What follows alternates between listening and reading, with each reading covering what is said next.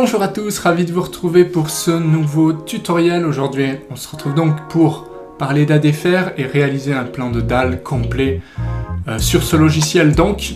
Mais avant ça, pensez à vous abonner si ce n'est pas déjà fait et à activer les notifications. Ça, c'est pour ne rien louper. Allez, c'est parti, tout de suite. Donc, bienvenue sous l'environnement ADFR ici. Donc, comme d'habitude, moi, j'utilise pas forcément le ruban ici. Je vais me contenter d'utiliser les palettes. Voilà, les palettes là de configuration et commande. Donc déjà, la configuration, j'aime bien me mettre moi en centimètres. Après, vous faites comme vous voulez. Là, comme on fait des dalles, on va pas s'occuper des barres. Donc on va tout de suite aller dans les commandes. Et donc moi j'ai pris un plan exemple. Donc je vais déjà m'intéresser à cette grande zone là. Donc là ici en l'occurrence j'ai des zones très importantes. Donc bon, pour être réaliste, ce qu'on pourrait faire c'est simplement... Alors je vais faire une multiligne. Voilà, je vais simplement venir rajouter comme si on avait des bandes noyées ou des poutres ici. Peu importe en fait, bon, c'est plutôt des bandes noyées en l'occurrence, donc voilà. Pour aller très vite, j'ai rajouté ça, c'est histoire de couper la portée. Là, vous voyez, c'est très grand. On va supposer que là, c'est des dalles alvéo par exemple, pour les grandes portées. Donc ce que je vais faire, c'est m'intéresser à cette zone ici. Donc pareil, là on peut très bien dire qu'on a une poutre pour casser cette... ou allez, une bande noyée, voilà, pour casser cet angle ici. Comme ça, c'est plus logique de mettre un panneau là, des panneaux ici, et pareil, de part et d'autre là. Donc on va aller dans les nappes, en fait, ici. Et donc, on va retrouver les nappes de treillis soudés ici. Donc, généralement, c'est cette définition de treillis zone qu'il faut utiliser. Parce que c'est très pratique, on a juste à régler le type, donc ST20 ici, première nappe, puisque je suis en nappe basse, on pourrait faire les nappes hautes aussi, de la même manière. Donc nappe haute, vous aurez simplement à mettre la seconde nappe. Là, dans l'exemple, on va faire juste la nappe inf, puisque c'est plus simple. J'aime pas trop les nappes hautes, moi. Donc là, j'ai cliqué un rectangle. Après, on pourrait aussi faire une zone. Là ça marcherait puisque c'est lui qui va reconnaître en fait la zone directement. Donc là pour cet exemple on va faire rectangle. Donc ensuite on clique pour figer la position de la bulle en fait. Je vais activer F8 pour le mode ortho. Comme ça on choisit la portée. Vous voyez le trait gras, ça sera dans ce sens là. Et si on porte dans l'autre sens ce serait pas judicieux. On va plutôt porter comme ça. Et on clique pour valider. Donc vous voyez automatiquement c'est assez sympa, il a mis, il m'a mis le nombre de panneaux, en fait, un demi-panneau plus un panneau, là, entier de 2,40. Alors bon, là, voilà, on voit que le 120, le demi-panneau, il tape dedans.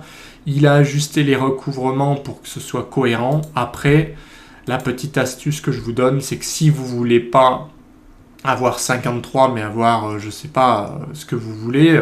Par exemple, un recouvrement par défaut de 30, là. 30.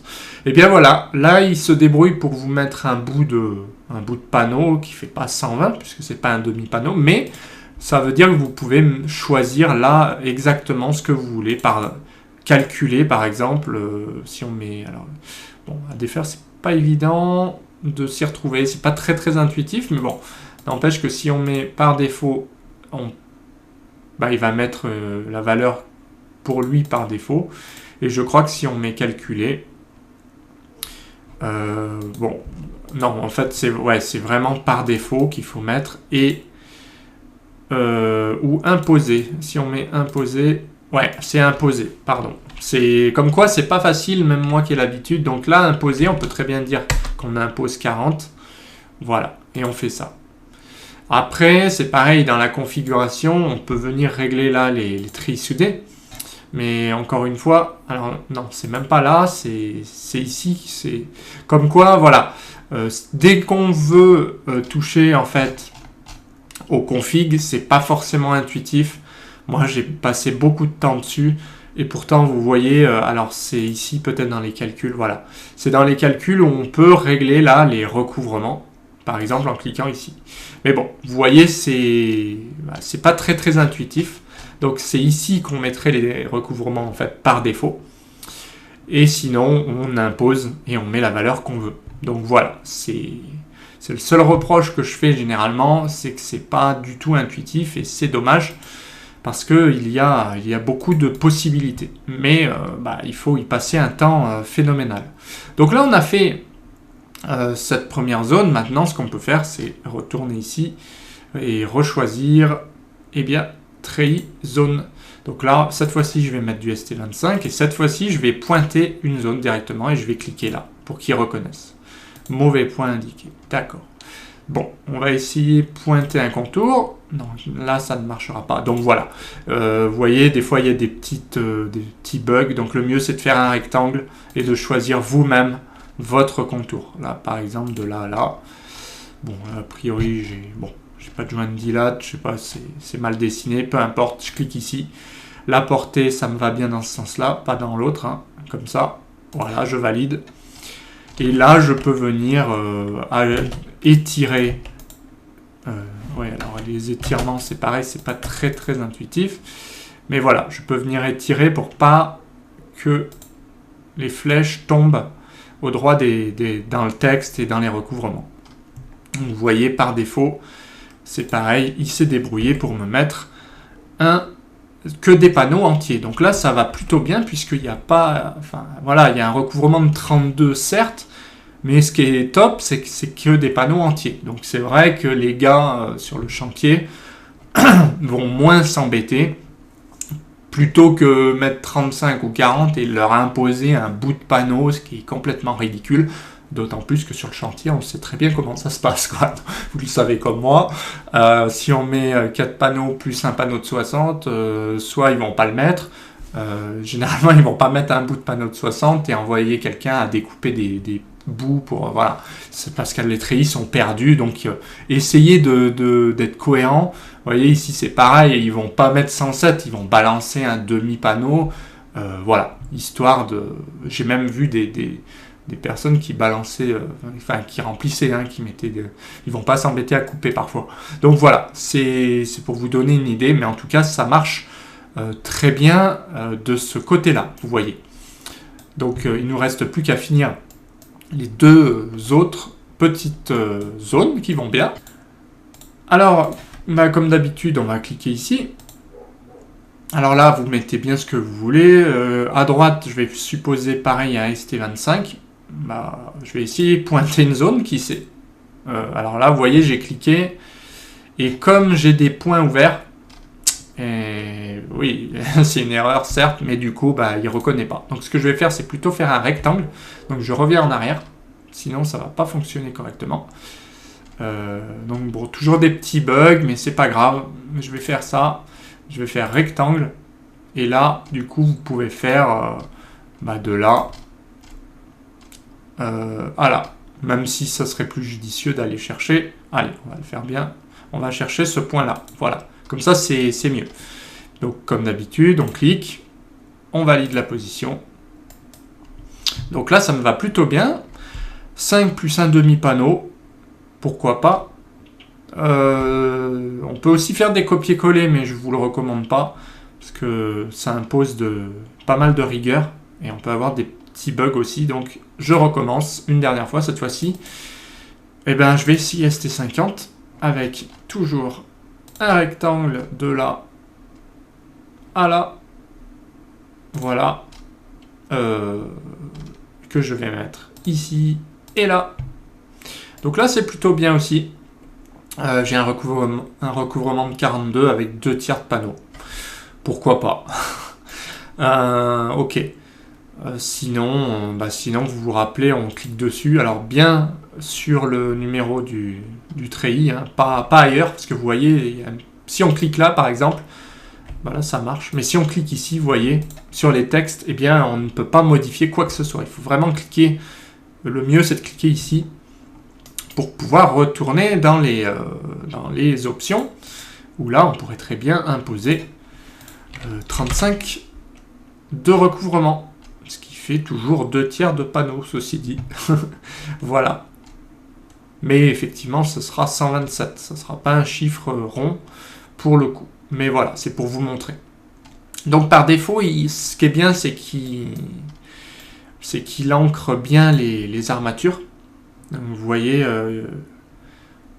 alors toujours pareil, c'est pas facile de comprendre, de trouver tout de suite l'info. Mais on voit sur appui que là, il ancre de 10 en fait. Donc après, c'est toujours pareil. Soit vous partez sur 0 et vous faites, des rectangles plus grands, de, je sais pas, 10 ou 15 selon ce que vous voulez. Soit vous faites ça, mais vous voyez, l'inconvénient, c'est que pour changer, par exemple, là, je mets 0. Je clique ici. Donc là, vous voyez, il m'a mis 0 ici, puisque là, j'aurai certainement des boîtes d'attente en façade. Donc, j'ai pas besoin de l'ancrer ici. Ça serait bête de l'ancrer. Mais voilà, pour vous montrer qu'on peut le changer, mais c'est pas forcément évident. C'est-à-dire que là, j'ai eu de la chance, ça l'a changé du bon côté, mais j'ai une chance sur 2 de me faire avoir et que finalement, le 0, j'aurais dû peut-être le mettre là et pas là. Enfin, vous voyez le principe. Mais sinon, ça marche assez bien. C'est vrai que des fois, ce que j'ai tendance à faire, c'est plutôt étirer moi-même et laisser 0. Dans ce cas-là, on va venir dans la config, ici, et vous voyez, on peut très bien mettre à chaque fois, enfin, on va mettre 0 et 0 de partout. Comme ça, c'est nous qui avons la main. Donc ça, c'est une manière de travailler, c'est comme vous voulez. Là, pour l'exemple, je laisse par défaut. Donc là, on a fait le tour, finalement, des chapeaux. Vous voyez, c'est plutôt simple. Donc, comme je vous disais, les nappes sup, supposons que là, on veuille dessiner un PAF 10 en, je sais pas moi, ici en chapeau. En fait, moi, ce que je fais, c'est que je fais plutôt des rectangles à l'avance non imprimables. Comme ça, j'utilise le même TrayZone. Je mets seconde nappe, et là, supposons que je veuille un PAF, je vais aller dans les assiettes pot. Ça, c'est dommage. Je sais pas pourquoi il l'a mis ici. Ça fait perdre un petit peu de temps. Et du coup, le fait d'avoir déjà fait ces rectangles à l'avance, c'est pour moi plus facile, vous voyez. Et je peux mettre très bien un PAF 10 comme ceci. Donc 4,20 plus ce qui reste. Donc, vous voyez, ici, c'est pas très cohérent. Ils mettront jamais ça sur le chantier. Donc faites attention à ça. Ça, c'est une grosse bêtise. Enfin, c'est une grosse bêtise. Oui et non, mais donc si vous envoyez ça, les gars vont rigoler parce que une fois de plus, ça, ils vont jamais le mettre. Donc faites attention comment c'est calculé. Là, par exemple, j'ai 25. Et ce que je vais faire, c'est que je vais mettre imposé.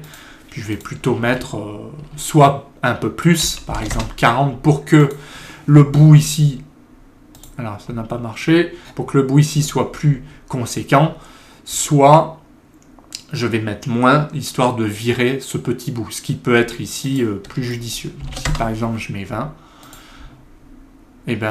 ça n'a pas l'air de fonctionner, je ne sais pas pourquoi, vous voyez, il y a des petits... Bon, il y a parfois des petits bugs.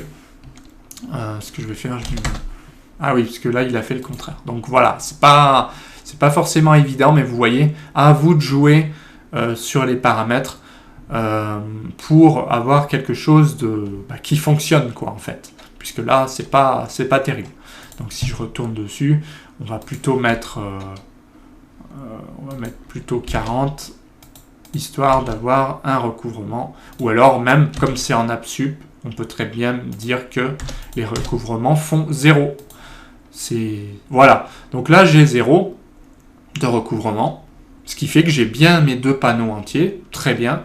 Donc sur le chantier, ce sera beaucoup plus facile pour eux. Et du coup, voilà l'idée générale d'ADFaire.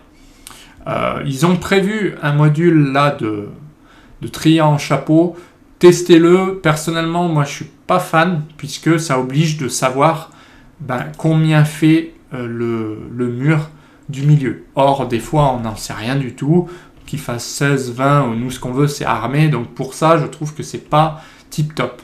Mais voilà, vous avez aussi la possibilité de faire des treillis avec double nappe. Ça peut être bien pour les très grandes portées. Par exemple, de là à là, pourquoi pas. Vous voyez, si là, il me demande des choses. Donc là, je vais très vite. Hein, mais vous voyez, automatiquement, donc bien sûr, ça ne sera pas du PAV 10. Hein, ça sera plutôt des gros treillis ici. Mais pour vous montrer que là, il se débrouille, lui, pour mettre une double nappe. Voilà, par exemple. On peut également regarder les armatures de répartition de barres, si vous le voulez. Alors, on peut répartir donc des armatures grâce à je crois que c'est celui-là. Voilà, donc nappe pour dalle zone. Donc ça, c'est des nappes d'acier, hein. Faut pas se faire avoir. Et de la même manière, en fait, on peut très bien dire ici, je ne sais pas, supposons qu'il vous manque un petit peu de section ici, et que vous vouliez répartir des HA8 ou je ne sais quoi, eh bien là, je fais un rectangle, je le mets par exemple ici, je clique, toujours pareil pour la portée, hein, donc ne vous trompez pas, là c'est plutôt comme ça qu'on va porter, et vous voyez, j'ai 57 x 20, donc si je reclique dessus, je peux très bien... Alors c'est du 12, je peux très bien dire que c'est du 8, tous les 25, et dire valider. Voilà, donc là l'avantage, c'est qu'il m'a réparti des barres, donc c'est plutôt bien graphiquement. Vous pouvez aussi, en sélectionnant, retourner et tout afficher, c'est-à-dire visibilité des aciers, là c'est unique, ce qui est plutôt bien parce que sinon c'est lourdingue, mais si vous voulez tout afficher, vous faites tout. Bon, là, on ne voit plus rien, en fait. Hein, donc, faites attention. Mais on peut très bien dire aux extrémités, unique. Là, c'était unique. Voilà, donc ça va plutôt bien. Voilà, donc par défaut, ça marche. Mais on peut changer l'affichage, tout ça. Comme c'est des armatures, c'est un petit peu particulier. Je retourne ici dans les commandes du début. Vérifier l'échelle. Donc là, je suis au 50e, ça marche. Donc, faites attention à l'échelle. Au passage, puisque vaut mieux la définir correctement dès le début. Donc en fait, pour les armatures, ce qu'il faut, c'est régler un repérage ici. Donc là, je vais lui mettre un vrai repère, en disant que ça, donc je clique 2 points, je vais cliquer un deuxième point, et je valide avec entrée, donc numéro 1, et vous voyez, automatiquement, c'est ici qu'il me met l'I inférieur. Donc on peut le changer en sélectionnant la barre et en changeant en fait en mettant deuxième nappe pour les nappes sup. Mais voilà, il y a bien 46 HA8, donc là ils ont une forme en plus particulière, j'avais pas fait attention à ça. On peut aussi changer la forme en cliquant ici. Supposons que ce soit droit, on va enlever les 135, on va mettre droit et on va faire OK. Voilà, tout simplement. Donc là j'ai 384. Donc j'ai 48, donc j'ai bien 45 x 25, 46 HA8, pardon, parce que 45 x 25 cm, donc 45 espacements. Donc il y a une barre de plus, toujours, donc il y a bien 46 HA8 avec la bonne longueur et le bon espacement. Donc voilà. Donc ça marche plutôt bien. Pour finir, on peut générer des nomenclatures. Ici, par exemple, d'acier général, par numéro ou par zone, ou alors là, en total sur tout votre plan. Donc, par exemple, je vais cliquer ici. Et là, mon acier 1, je le retrouve. Donc, mes 46 HA8, espacement 25, ils sont là. Je peux générer pareil pour les treillis soudés dans nomenclature et mes traits. Là, je vais cliquer ici pour les treillis soudés. Je clique là, par exemple. Et là, mes 4 treillis soudés, je les retrouve ici. Enfin, il y en a même 5 puisque il y a celui-là. Voilà. Donc, je les retrouve ici. Ça, c'est pratique. Je peux également générer des poids d'armature, c'est-à-dire, il appelle ça des détails, je crois. Non, mètre et acier. Donc, mètre et acier, ça nécessite d'avoir fait un tableau de nomenclature générale des aciers. Donc je vais le sélectionner, je fais entrée et je clique ici. Donc ici j'ai un récap, donc bien sûr j'ai pas grand chose puisque j'ai que du HA8, mais j'ai quand même mon poids ici. Je peux faire la même chose pour les treillis soudés, c'est-à-dire que ici, je retrouve avec la petite calculette là, tableau commande TS, je sélectionne ça, je fais entrer et je clique. Et donc là, je sais qu'il me faut tant de panneaux ST20, 6 panneaux ST25 et 6 panneaux ST50, avec la masse en face. Donc la masse posée qui est la même ici, et la masse totale donc qui est plus élevée forcément, puisque il y a toujours des chutes en fait. Donc voilà, pour vous montrer toutes les possibilités d'ADFR, eh bien on peut déjà faire pas mal de choses. D'autres tutos sont disponibles concernant les barres, les poutres, des éléments, poteaux, etc. Donc je vous y renvoie, je vous mettrai à la fin Enfin, je vous conseille de cliquer sur la playlist qui va s'afficher à la fin de la vidéo. Donc voilà ce qu'on pouvait dire. On peut faire déjà pas mal de choses. Et donc cette vidéo est à présent terminée. Moi j'espère simplement que cette vidéo vous a plu. Pensez à vous abonner à la chaîne, à mettre un petit j'aime, ça fait toujours plaisir. Pensez à partager, à commenter. C'est important pour faire vivre la chaîne. Et moi, je vous dis à bientôt pour d'autres vidéos.